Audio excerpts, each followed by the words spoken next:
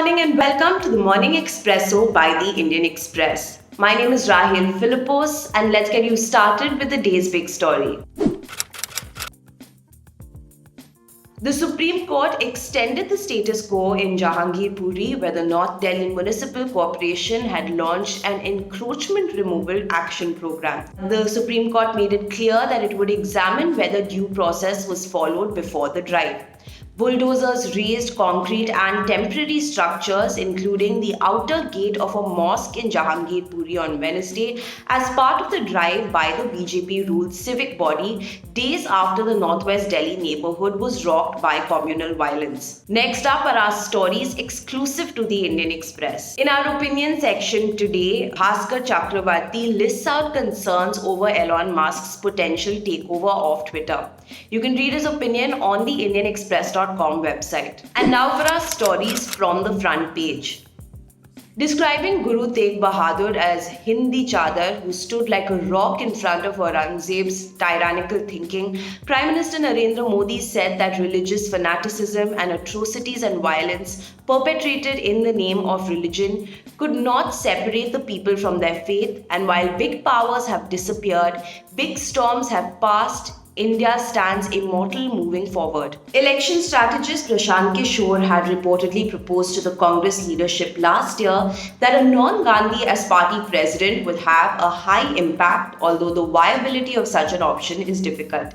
This is as per an 85-page presentation that did the rounds on social media amid a renewed round of talks between Kishore and the Congress leadership on a revival roadmap for the party. The Uttar Pradesh unit of the BJP has sent a detailed report to Prime Minister Narendra Modi on the party's performance in the recent assembly polls, identifying shifting of votes from the BSP and floating votes as the primary reason that helped the party win the election. It also says the OBC votes moved away and allies votes not transferring to the BJP were the reason its numbers declined. While the BJP had captured the state comfortably, its tally had come down from 2017, with the Samajwadi Party RLD alliance making gains. Amid the India Out campaign that has been roiling Maldives for months, its president Ibrahim Mohammad Soli issued a decree banning protests against the country, citing a threat to national security.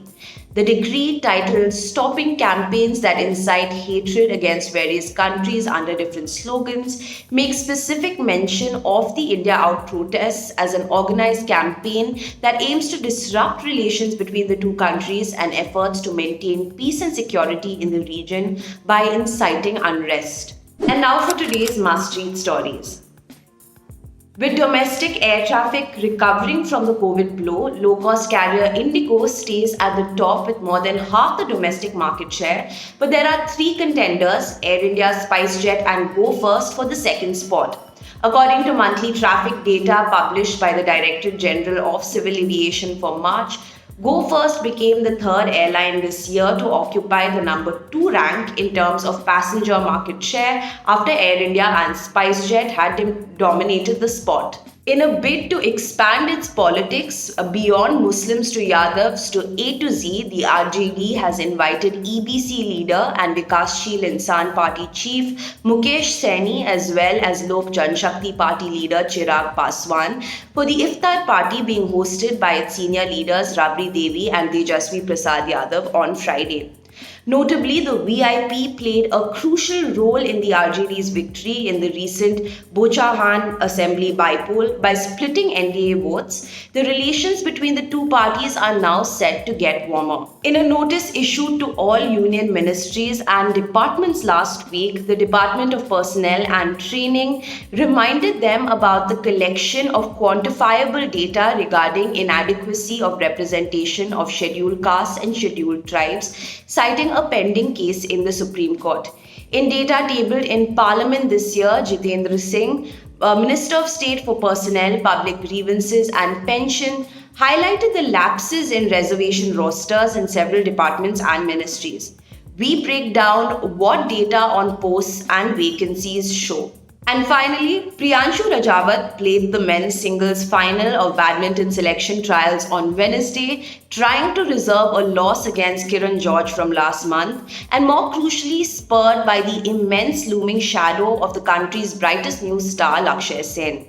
There is a lot of pressure to win big matches on the new generation, watching Lakshya do so well, Rajawat admitted candidly.